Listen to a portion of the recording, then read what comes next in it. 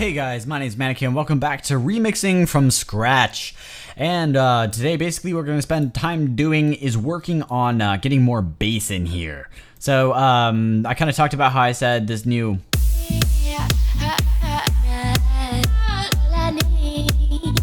It was cool, but it doesn't really fit this bass. So I'm just gonna add a software instrument here. And then we will switch this over to the wonderful ES2 that is... Actually, you know what? Let's give EXS a shot. That'll be interesting. We'll just pull up an EXS here and then switch this to... Just go through some of the factory presets here. So synthesizers, and there's got to be basses somewhere. Come on. Synth pads, leads, sequence elements, motions. There's no basses. Isn't that amazing? Okay, so in that case, we'll just go through the leads because typically leads can be used as basses. Actually, if we go here we go. Synth bass. That's what we are looking for. Whoop-de-doo. Okay, I was just looking in the wrong spot. Okay, sweet. So now we could go through here and drop down this bass line thing that we have going. I'm actually going to copy this. Yeah.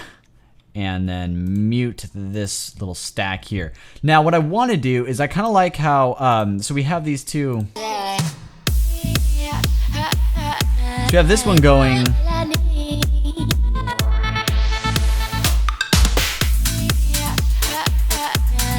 And then we have this different pattern. I kind of like this different pattern. So I think what I'll do is I'll actually save it for the second drop, but kind of like not do any reference to it in this drop. So we'll go just see how this ends up working. But yeah, it's an experimental process, and just kind of listen to what we have here and what options we have by way of switching through the presets. So okay, one of the things I am going to need to do is turn this down all the way. Sorry about all the banging around.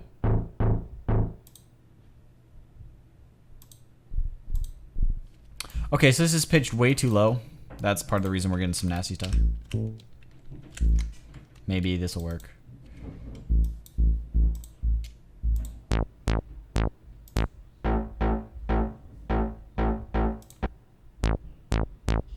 I kind of like this one. Let's see how this sounds. Actually, what I'm going to need to do, though, is take the sidechain compressor that we have going on here and do the same thing, because I really like the way we set up this sidechain. So we have the bus 20 is my sidechain, and copy paste. There's one of them, and I remember there were two. So this other sidechain here, yeah, this was the faster one. That gives it quite a bit more squash. Dynamics, not distortion. Compressor. There we go. Sweet. Copy, paste, and make sure this is sidechain to bus 20. Bingo. Okay. So now it should sound like this. If I mute that correctly. Yeah.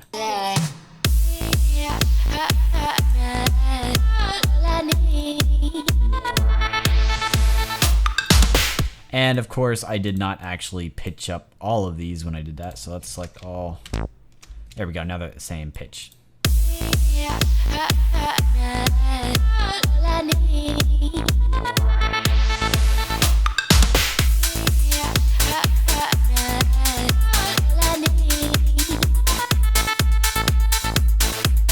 Okay, so it actually sounds pretty plain. I'm going to duplicate this because I like the way this sounds, but I want to kind of experiment, see if I can find anything better.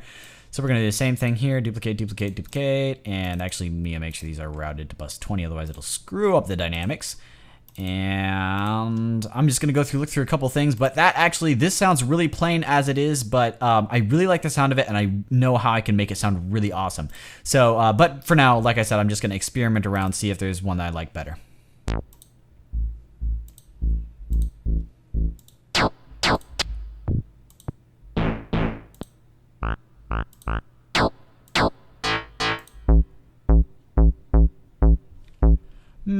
Let's give this one a shot, see what it sounds like.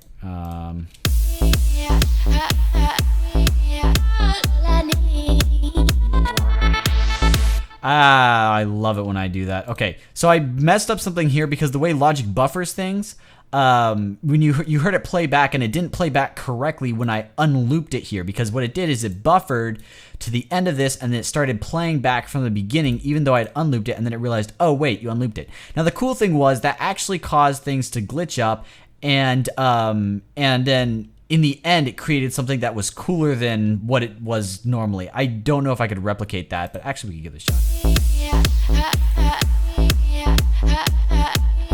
Okay, so that didn't work too well. We'll try this again.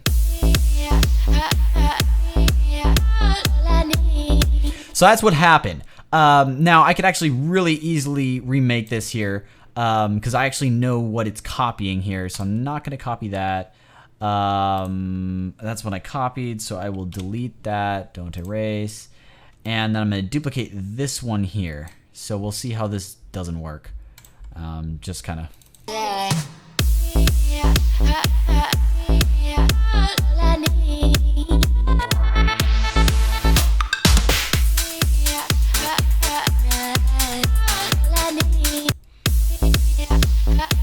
Oops, the automation. I didn't wait for the automation. So that's one of the glitches that Logic has. If you don't let it play through and get back to the original values for some of the automations, you can just kind of bring it back here. It will not readjust it until it hits another point.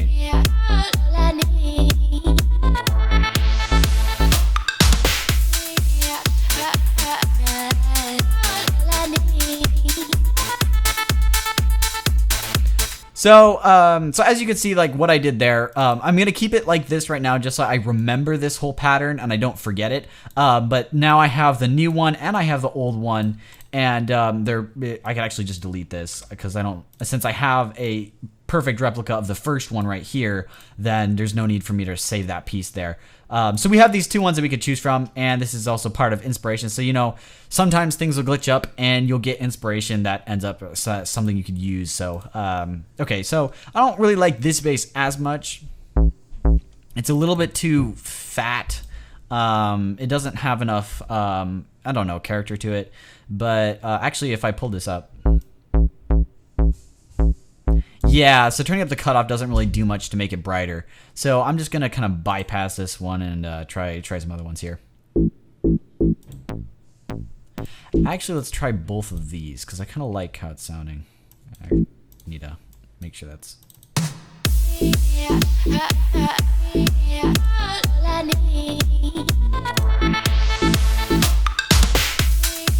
Now, my question is, how does it sound with both of these?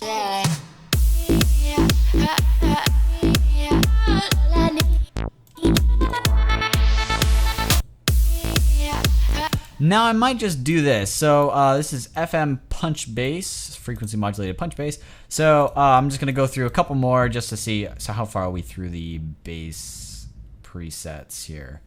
There's a whole ton more, so there's no point in going through all of them.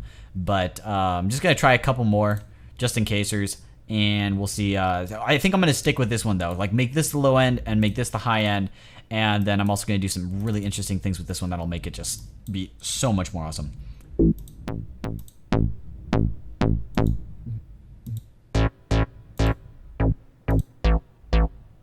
What does this one sound like?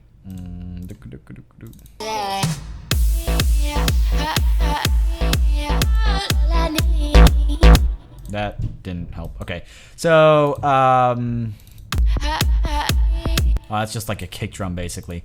A couple more here and then we'll be done.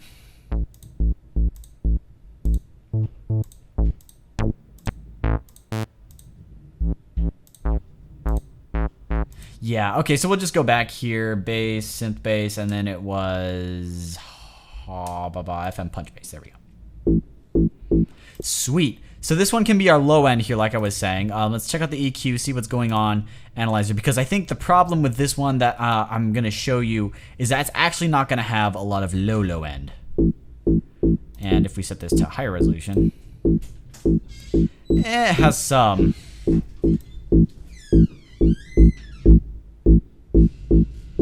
Yeah, it actually has enough. Okay, so no big problem there. We could just cut out the really low part that you can't hear and basically just becomes mud and mess when you play it on a big sound system. So So that just gives it some more body there. And then what I want to do here is roll off the highs. I want it to be a nice smooth roll.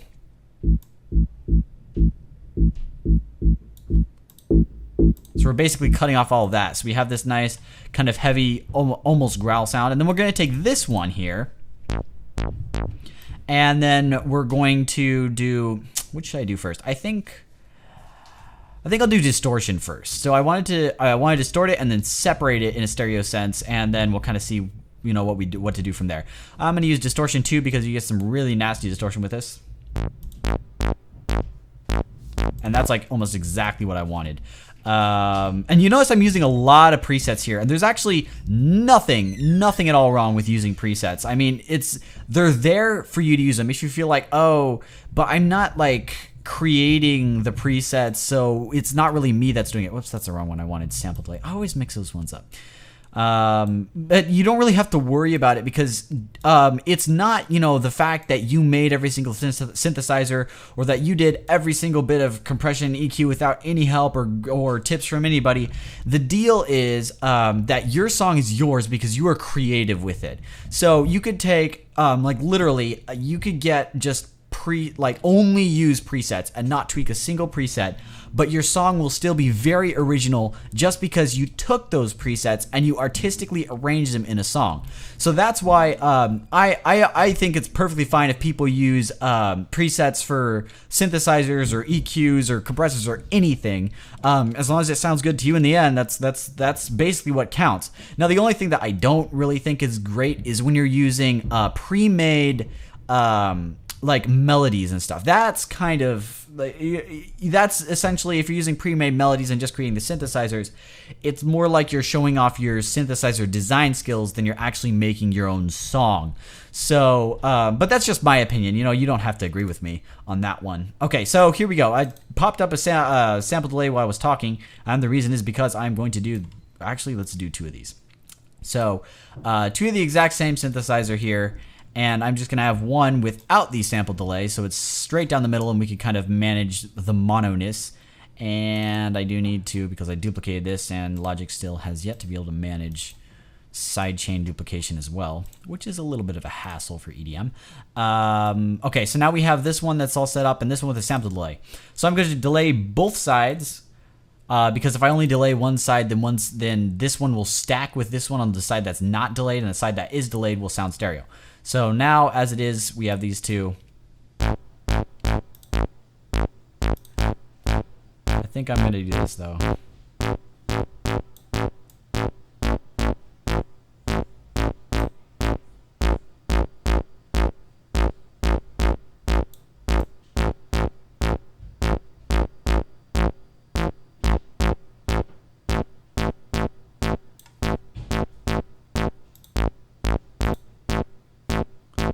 Sweet. Okay, so that's basically what I want. I am going to do one other thing here, though.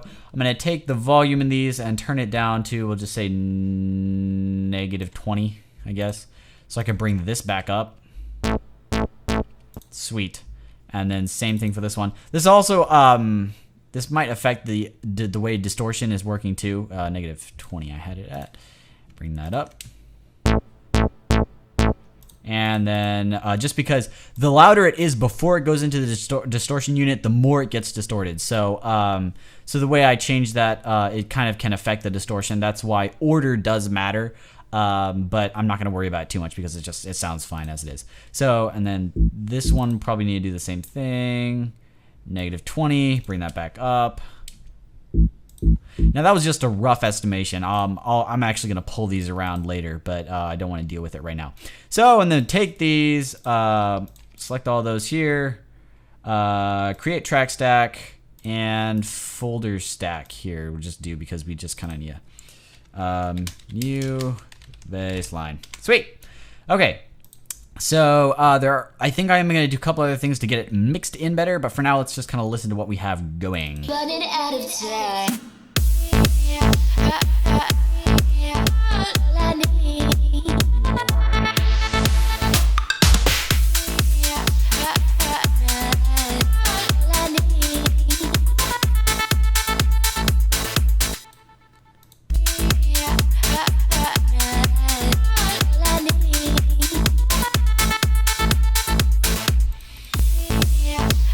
Okay, so we're gonna stick it in, just basically just copying all this stuff around so it works right. And so I think what I'm gonna take here, let's just listen to the mono one. So that sounds a little awkward, and probably the reason is because we need to EQ this. So that's really conflicting with the two of them. And since I selected this one to be my low end and my low mids, I'm just gonna actually filter this up here.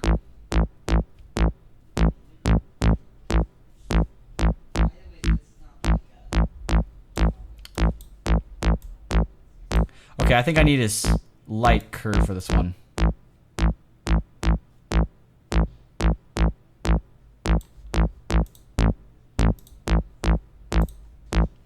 Okay, now let's see other sounds in context of the mix.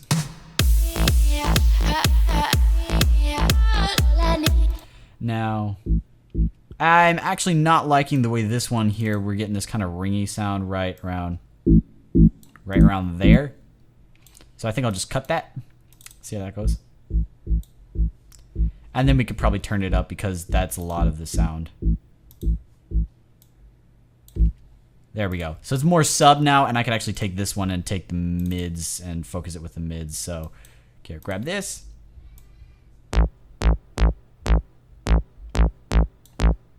And sharpen up the curve a bit. Now, if you're wondering how I decide if I want to make it smooth or sharp, the question is just how much conflict do I have and where is it happening? So if I have most of my conflict like right here, I know in the low end, I really want this sub that's like right here, but I really want this this low mids that I have going on in this synthesizer. So I want the sub from here, low mids from here. So that means I can't make this soft because those two areas are so close. Now, on the other hand, I had one where before when I was making a smoother cut, what I had with this one was I wanted all this region here, and this one I wanted all the region here. So because the regions are bigger that I'm looking at, that I want it to transition over, I am using a smoother cut. But this time, you know, like I said, I moved it down so it ended up, I wanted something here and I wanted something right here. So that means that I need to make it a tighter cut there. So that's why it's happening. And then stereo always makes things better. So, okay, let's see what we have going on here. Let's try to mix things in a little.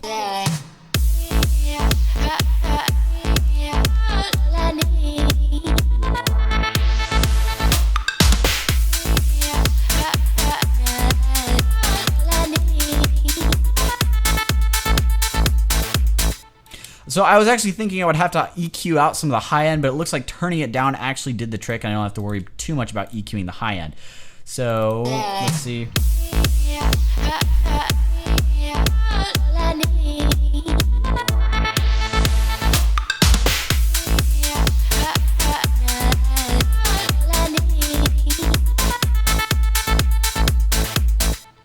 Okay, now the cool thing is the way that we've worked this out now, we don't actually have to worry about this lead that we have going on that just goes like, because this one is now turned into a background synthesizer because the main synthesizer now in our drop is this one, this bass line we've made. That's a new lead basically, even though it's a bass.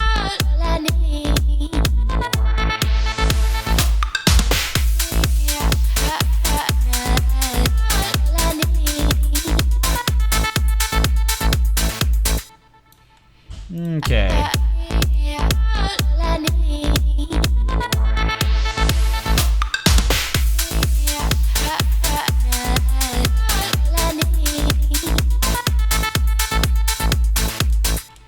Okay, so now the question of the day is, let me save this really quick. And the question of the day is, which vocal chop do we like better? So All I need.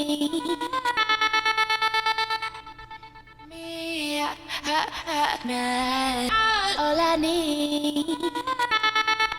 that's a very good question. All I need. Let's try this. All I need. So, and then what we could do is take half of this one don't copy. Of course, I'm just like putting this in a really weird spot that it doesn't belong. So, okay, there we go. All I need. And that sounds really weird, obviously. So the question would be, All I need.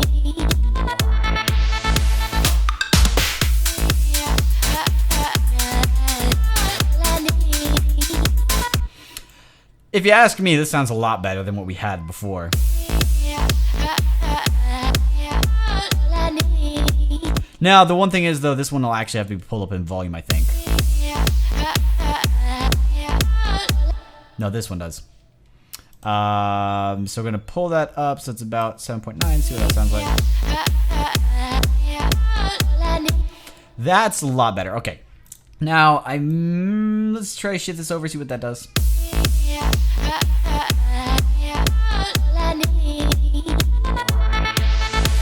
And then the original.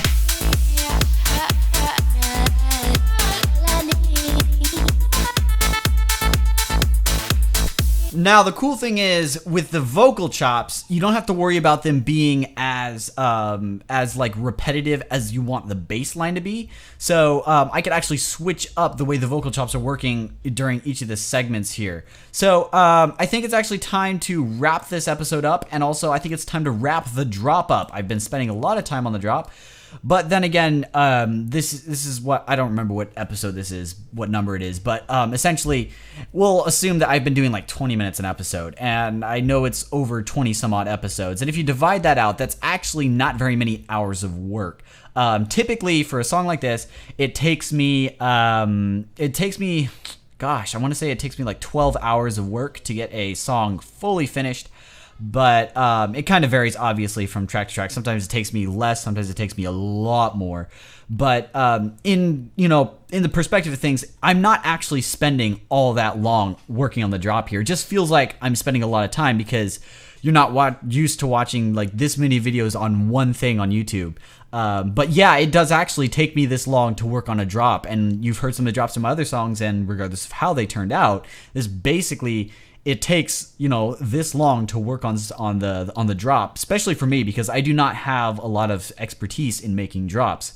It's mostly just trial and error, inspiration based off things glitching up and listening to other songs to kind of get, inspiration for a part of my drop, and then putting it all together creatively and stuff like that. So it's it does take forever to work on various parts. If some things will come easier to you, some things will just be like really hard.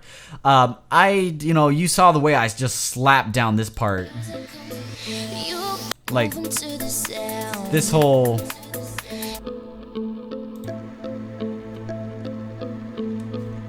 Like that whole thing, that I think that took me like 2 episodes to slap down. So I tend to, breaks are a lot easier for me to just like make something that'll work in my perspective, and I don't have to worry about changing it up too much. But drops I tend to spend a lot more time on. Part of the reason being because my opinion is that everyone focuses a lot more on the drops. So like you have to have a nice break, and then everyone is like, okay, is the drop crazy? And this is the case of electro house, obviously, because that's the genre I tend to do mostly. But it's not really something that you need to worry too much about. Like if you're not spending a lot of time on your drops, it could just be that you're really good. I don't know how there's some people that have been sending me demos, and I don't know how long they spend on it, but they've got drops that I think tend to be better than mine. So but yeah, it's all opinion. It's all what works for you, and your own production rate and what your preferences are. But anyway, long rant there. Just kind of want to talk about that, and hopefully I'm spending a bit more time talking about the things I'm doing, because I think the last couple episodes I was just kind of like messing around and just kind of saying why I was doing some basic things. But I kind of wanted to focus more on some of the more minor details as to why I'm doing the things I do. Anyway, thank you guys so much for watching. Sorry about that long rant at the end there, but I really appreciate it when you guys give me feedback and say when you like some of the things I do. So I'm trying out something new, just kind of see if you guys like it. So anyway, thank you for watching, and I'll see you in the next video.